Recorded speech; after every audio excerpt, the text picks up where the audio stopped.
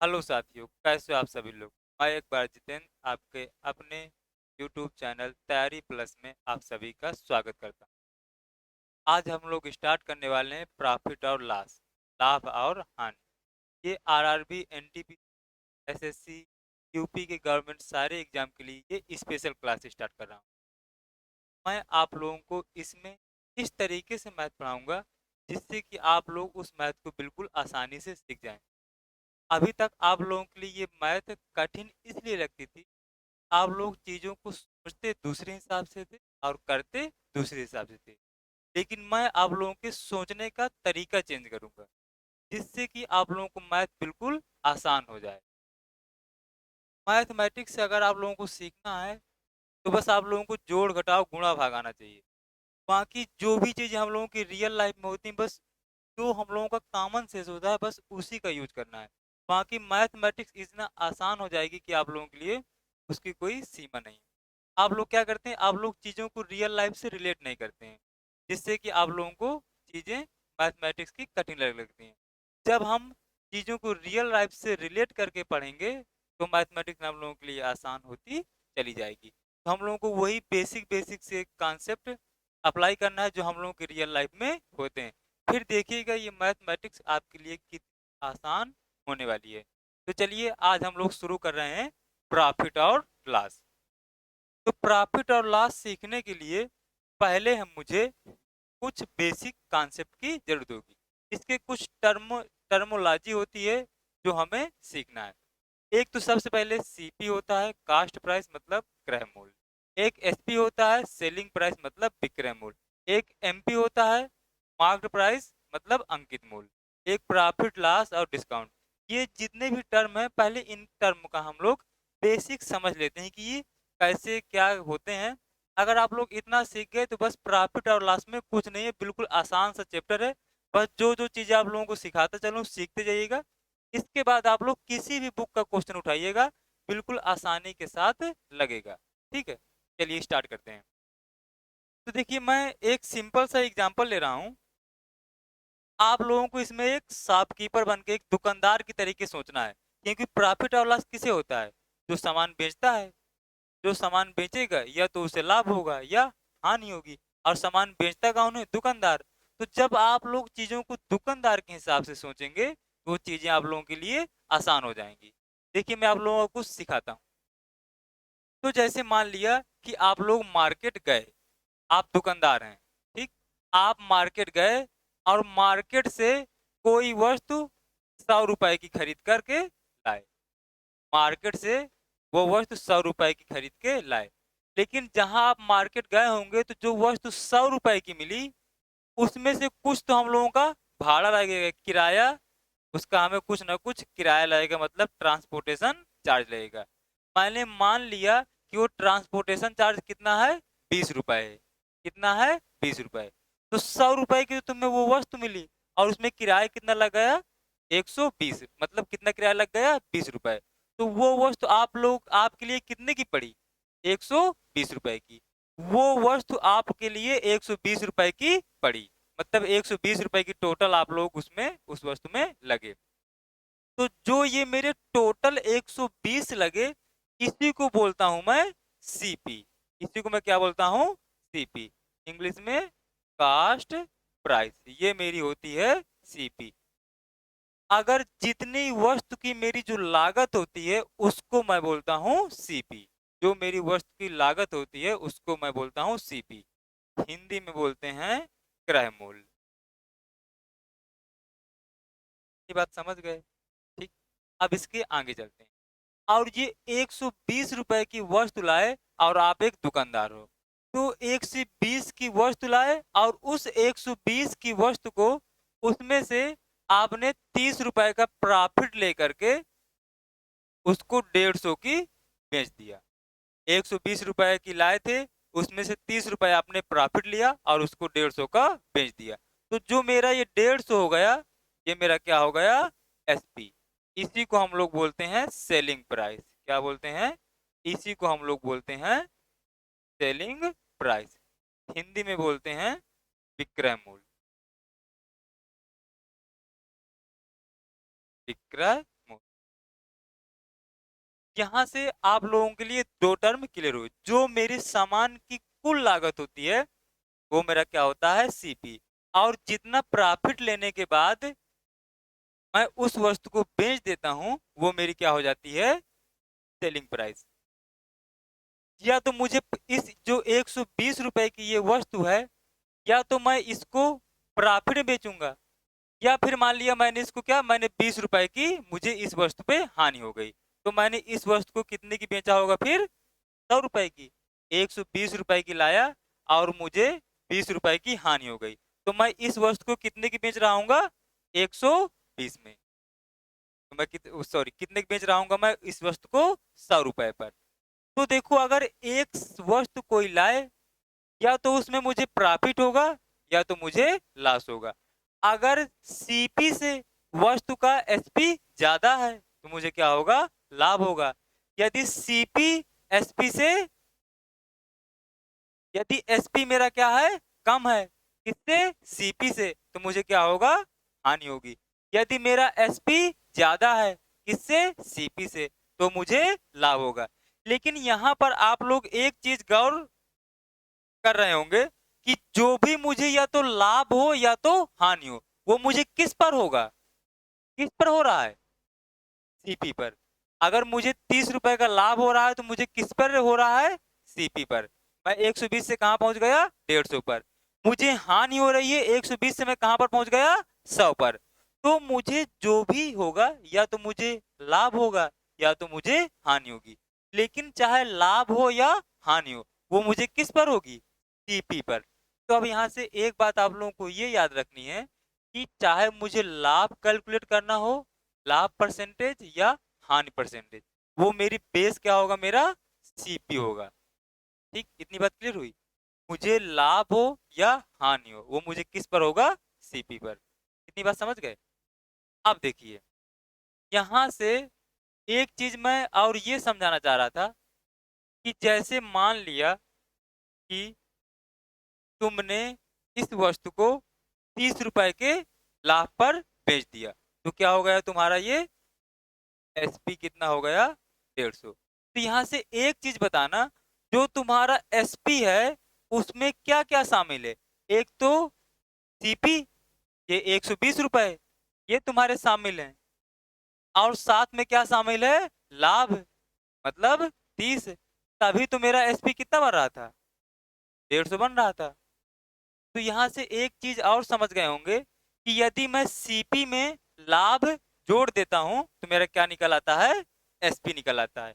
यहां से देखिए, यदि मैं सीपी में अपना लॉस घटा दूं तो मेरा क्या निकल आता है, तब भी मेरा क्या निकल आता है, मेरा एसपी निकल आता है। अगर मैं सीपी में लॉस घटा दूं तो मेरा क्या निकल आता है, एसपी निकल आता है। तो देखिए यहां से दो टर्म आप लोगों को याद रखना है। यदि मैं सीपी में प्रॉफिट जोड़ देता हूं तो मेरा क्या निकल आता है, एसपी निकल आता है। या फिर सीपी में मैं लॉस घटा दूं तो मेरा क्या निकल आता है, एसपी निकल आता है। इतना आप लोग समझ गए होंगे। अब यदि मैं यहीं पर पूछना चाहूं कि कितने परसेंट का लाभ हुआ, अगर मैं इसी क्वेश्चन पे पूछना चाहूं कि कितने परसेंट का लाभ हुआ, तो ये चीज आप लोग कैसे कैलकुलेट करेंगे। मुझे कितने का लाभ हो रहा है, मुझे 30 रुपए का लाभ हो रहा है, लेकिन मुझे कितने पर 30 रुपए का लाभ हो रहा है। तो जो भी मुझे लाभ हो रहा है वो कितने पर हो रहा है, 120 रुपए पर। तो इसलिए मैंने इसको 120, तो ये मेरा क्या आ गया, इसको मैंने इससे काट दिया, तो ये मेरा क्या आ गया, 1/4। मेरा कितना आ गया, 1/4। अगर मैं फ्रैक्शन में बात करूं तो मुझे 1/4 का क्या हुआ, लाभ हुआ। अगर इसी को मुझे परसेंटेज में कन्वर्ट करना है तो मैं क्या कर दूं, उसको 100 से मल्टीप्लाई करा दूं, तो 25 चौको 100, मतलब मुझे क्या हो रहा था, मुझे 25% का लाभ हो रहा था। तो यहां से आप लोग एक चीज और सीख गए, यदि मुझे लाभ परसेंटेज कैलकुलेट करना है तो क्या करते हैं, लाभ बटे सीपी। क्या करते हैं, लाभ बटे क्रय मूल्य। क्या, लाभ बटे क्रय मूल्य, मतलब प्रॉफिट बटे सीपी, प्रॉफिट बटे सीपी। तो ये मेरा क्या हो जाता है, प्रॉफिट बटे सीपी इंटू 100। तो ये मेरा क्या आ जाता है, प्रॉफिट परसेंटेज। ये चीज आप लोग सीख गए। यदि मुझे हानि परसेंटेज कैलकुलेट करना है, लॉस परसेंटेज, तो क्या हो जाएगा, लॉस, मैंने कहा था कि चाहे लाभ हो या हानि हो, मुझे किस पर होता है, सीपी पर। तो क्या हो जाएगा, एल बटे सीपी। मुझे कितने का लॉस हो रहा था, 20 का, कितने पर, 120 में, इंटू मल्टीप्लाई क्या करा दिया, 100 करा दिया। तो ये कट गया, कितना आ गया, ये 6, और इसको फिर काट दिया तो क्या आ गया, 50, और ये आ गया 3। इसको मतलब मुझे कितने परसेंट का लॉस हो गया, 50 से 3 का। अब देखिए, मुझे लास्ट परसेंटेज कैलकुलेट करना आ गया, मुझे लाभ परसेंटेज कैलकुलेट करना आ गया। यदि एल बटे सीपी कर दूंगा तो मेरा क्या होगा, हानि परसेंटेज, पी बटे सीपी कर दूंगा तो मेरा क्या आ जाएगा, लाभ परसेंटेज। इतनी चीजें आप लोगों के लिए ये जरूरी थी। बस एक चीज आप लोगों को बस याद रखनी है कि जब तक मुझे चाहे लाभ हो या हानि हो, वो हमेशा किस पर होगा, सीपी पर। ठीक। अब देखिए, मैं एक टर्म यहाँ पर और समझाना चाह रहा हूँ। 100 रुपए की वस्तु थी, 100 रुपए की वस्तु थी, और वो, उसमें 20 रुपए मुझे भाड़ा लगा या किराया लगा, तो मेरी कितने की पड़ गई वो, 120 रुपए की मेरी वो वस्तु पड़ गई। और ये जो मेरी 120 रुपए की वस्तु पड़ी, जिसको मैं क्या बोलता था, सीपी बोलता था। अब ये देखो, ये एक दुकानदार था, तो 120 रुपए की उसकी कितनी आई, लागत आई, 120 रुपए लागत आई। अब दुकानदार घर पर आके उसने क्या किया कि इसमें से उसने 80 रुपए बढ़ा के डाल दिए। क्या कर दिया, 80 रुपए बढ़ा के डाल दिया। क्या कर दिया, 80 रुपए बढ़ा के डाल दिया। अब उसने 120 रुपए उसकी लागत पड़ी, लेकिन उस पे उसने रेट कितना डाल दिया, उसने उस पर 200 रुपए रेट डाल दिया। उसकी लागत आई 120, लेकिन उसने 80 रुपए बढ़ा दिया, और उस पर रेट कितना डाल दिया, 200 रुपए डाल दिया। कितना रेट डाल दिया, 200 रुपए। जो ये 200 रुपए रेट डाला, इसी को हम बोलते हैं एमपी। इसी को हम क्या बोलते हैं, एमपी। और इंग्लिश में बोलते हैं मार्क्ड प्राइस। क्या बोलते हैं, मार्क्ड प्राइस। हिंदी में बोलते हैं अंकित मूल्य। अब देखो, जो अगर इसको दुकानदार के तरीके से सोचेंगे तो देखना कितना आसान बन गया। 100 रुपए का मैं, मुझे वस्तु मिली, उसमें मुझे 20 रुपए की लागत लगी, तो मेरे वो वस्तु कितने की पड़ गई, 120 की पड़ गई। अब दुकानदार क्या करते हैं, उस पे से कुछ बढ़ा के मूल्य अंकित कर देते हैं। 120 के आया, उसने 80 रुपए बढ़ा के 200 रुपए उसने उस वस्तु पर रेट डाल दिया। अब उसने, दुकानदार ने क्या किया, इस पे 200 उसने रेट डाल दिए। इसके बाद कह रहा है कि मैं इसमें से 10% का डिस्काउंट दे दे रहा हूं। क्या कर दे रहा है, मैं 10% का इस पे डिस्काउंट दे दे रहा हूं। कितने का डिस्काउंट दे रहा हूं, 10% का। तो 200 का 10% कितना होगा, देखना कैसे निकालते हैं। अगर जैसे ये 200 लिखा है, अगर मुझे इसका 10% कैलकुलेट करना है, तो सिंपल से क्या कर दो, एक अंक बाद दशमलव लगा दो। जो वैल्यू बच गई वो मेरा क्या होगा, 10%। तो कितना बच गया मेरा, 20। तो ये 10%। अगर 5% निकालना होता तो फिर 20 का आधा कर देते, तो मतलब 10 का आधा कर देते तो कितना आ जाता, 5%। और ये 10% की वैल्यू मुझे 20 दी है, तो 5% वैल्यू कितनी रही होगी, 10 रही होगी। तो ये सिंपल सा है, अगर 10% की मुझे वैल्यू निकालना है तो उसका क्या कर दो, सिंपल सा एक अंक बाद दशमलव लगा दो। और उसका कैलकुलेट करने का तरीका तो ये है, 200 इंटू, मुझे 10% निकालना है, तो 10 बटे क्या करते हैं, 100 करते हैं। एक जीरो से एक जीरो गया, एक जीरो से एक जीरो ये गया, तो मेरा कितना आ गया, 20। उसी का एक आसान तरीका है कि चाहे कोई भी वैल्यू दी हो, उसमें से एक अंक बाद दशमलव लगा देना है, तो जो भी वैल्यू मेरी बचेगी वो मेरा क्या होगा, 10%। तो मेरा 10% कितना आ गया, 20 आ गया। मतलब 200 की वस्तु पे उसने क्या कर दिया, 20 का डिस्काउंट दे दिया। क्या कर दिया उसने, 20 का उसने डिस्काउंट दे दिया। 20 का डिस्काउंट दे दिया, तो उसने कितने की उस वस्तु को बेच दिया? 180 की बेच दिया, तो ये मेरा क्या हो गया? एसपी फिर से आ गया मेरा। इसका मतलब क्या हुआ कि जो यदि मुझे डिस्काउंट जो दिया जाता है वो मुझे किस मूल्य पर दिया जाता है? एमपी पर। हमेशा मार्क्ड प्राइस पर मुझे डिस्काउंट दिया जाता है। डिस्काउंट कभी भी सीपी और एसपी पर नहीं दिया जाता। जो वस्तु 120 रुपए की लाया, उसके बाद यदि दुकानदार ने उस वस्तु पर बढ़ा के रेट डाल दिया, तो बढ़ा के रेट डालने के बाद वो उस पे आप लोगों को डिस्काउंट दे देते हैं। 10%, 20%, 30% का डिस्काउंट दे देते हैं। तो जो डिस्काउंट देने के बाद जो पैसा बचता है वही तो आप लोग देते हैं। जैसे मान लीजिए शर्ट थी और उस शर्ट में 200 रुपए रेट पड़े थे, दुकानदार ने कह दिया 10% इसमें डिस्काउंट है, तो आपने 200 का 10% निकाल लिया, कितना आया? 20। तो दुकानदार को आपने कितने दे दिया? 180 रुपए दे दिया। तो डिस्काउंट हमेशा किस पर दिया जाएगा? एमपी पर। तो यहां से दूसरी बात निकल के आ गई। पहली बात क्या मैंने बताया था कि मुझे चाहे लाभ हो या हानि हो, वो मुझे किस पर होगी? हमेशा सीपी पर होगी। अब एक दूसरी बात ये निकल के आ गई, जो भी डिस्काउंट दिया जाएगा, तो जब भी हमें डिस्काउंट कैलकुलेट करना होगा तो किस पर कैलकुलेट करेंगे? एमपी पर। किस पर डिस्काउंट कैलकुलेट करेंगे? एमपी पर। तो यहां से एक चीज ये आ गई, यदि मुझे डिस्काउंट परसेंटेज निकालना है तो उसको क्या कर देंगे?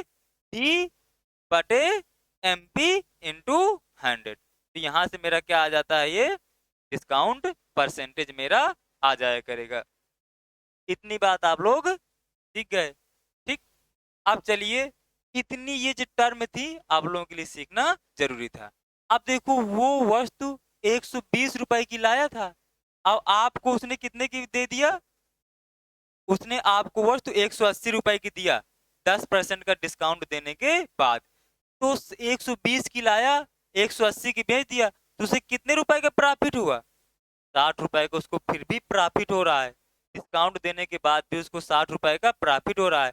60 रुपए का प्रॉफिट हो रहा है, लेकिन कितने रुपए पे हो रहा है उसको? 120 पर, क्योंकि उसने कितने रुपए खर्च किए थे? 120 रुपए खर्च किए थे। तो जो भी उसको लाभ हो या हानि हो, इसी 120 रुपए पर ही तो होगा।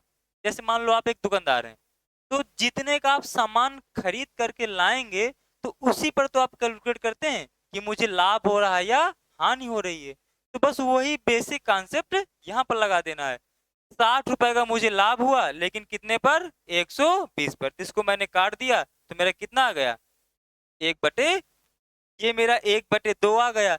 अब यदि मुझे इसको परसेंट में कन्वर्ट करना है, तो ये क्या, इसको 100 से मल्टीप्लाई करा देंगे तो कितना आ जाएगा मेरा? 50% आ जाएगा। तो ये आप लोगों को सारी फ्रैक्शन वैल्यू याद कर लेना है।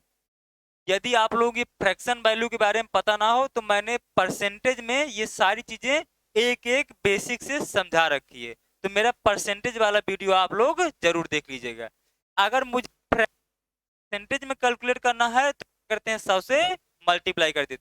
और यदि मुझे परसेंटेज से फ्रैक्शन पर जाना है तो क्या कर देंगे? इसमें से 100 का भाग दे देते हैं। तो देखो, इसको काट दिया मैंने, तो कितना आ गया? ये 1/2 फिर से आ गया मेरा। तो यदि मुझे फ्रैक्शन से परसेंटेज पर जाना है तो क्या करेंगे? 100 का मल्टीप्लाई। अब यदि मुझे यहां से फिर यहां पर आना है तो करा देंगे 100 का भाग करा देंगे। तो ये मुझे सा करना था। तो आप लोगों को जितनी भी फ्रैक्शन वैल्यू है वो सारी याद होना चाहिए। जैसे मान लो कहीं एग्जाम में लिखा है 33.33%, तो आप लोगों के दिमाग में तुरंत क्लिक करना चाहिए कि इसकी फ्रैक्शन वैल्यू क्या होती है? 1/3। यदि एग्जाम पर लिखा है कि 20%, तो आप लोगों के दिमाग में तुरंत क्लिक करना चाहिए कि वो किसकी वैल्यू है? 1/5 की। और यदि कभी दिमाग में क्लिक नहीं हो रहा तो उसका मैंने कैलकुलेट करने का सिंपल सा तरीका बता दिया। यदि मुझे 20% को फ्रैक्शन में काउंट करना है तो क्या कर देंगे? 20 और इसको 100 से भाग दे देंगे। इसको मैंने काट दिया तो कितना आ गया? 1/5। ये अभी तो ये निकालने का तरीका है, लेकिन एग्जाम से पहले ये सारी फ्रैक्शन वैल्यू 1 से लेकर के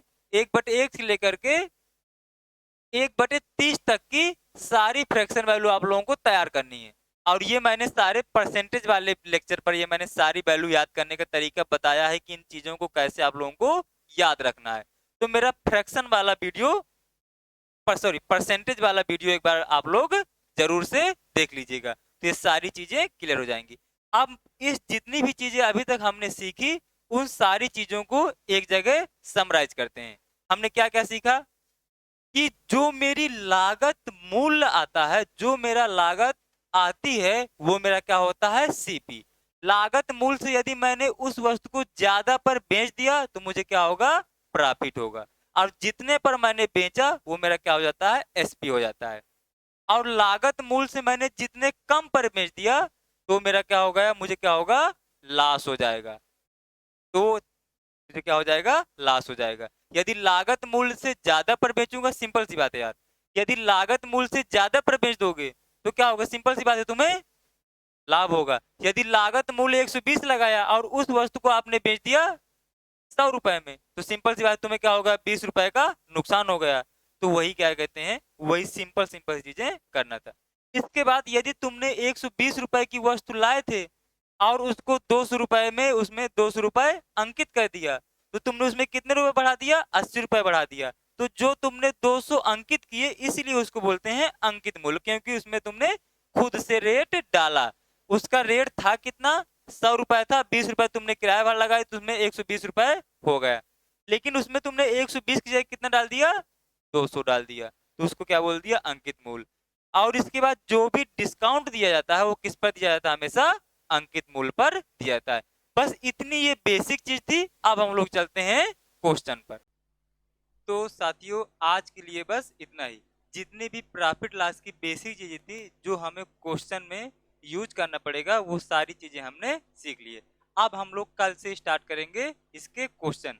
जितने भी टाइप के आप लोगों के एग्जाम के लिए जितने भी टाइप के क्वेश्चन बन सकते हैं वो सारे टाइप के क्वेश्चन हम लोग कल से स्टार्ट करेंगे। तो बस आज के लिए इतना ही, कल से हम लोग क्वेश्चन स्टार्ट करेंगे।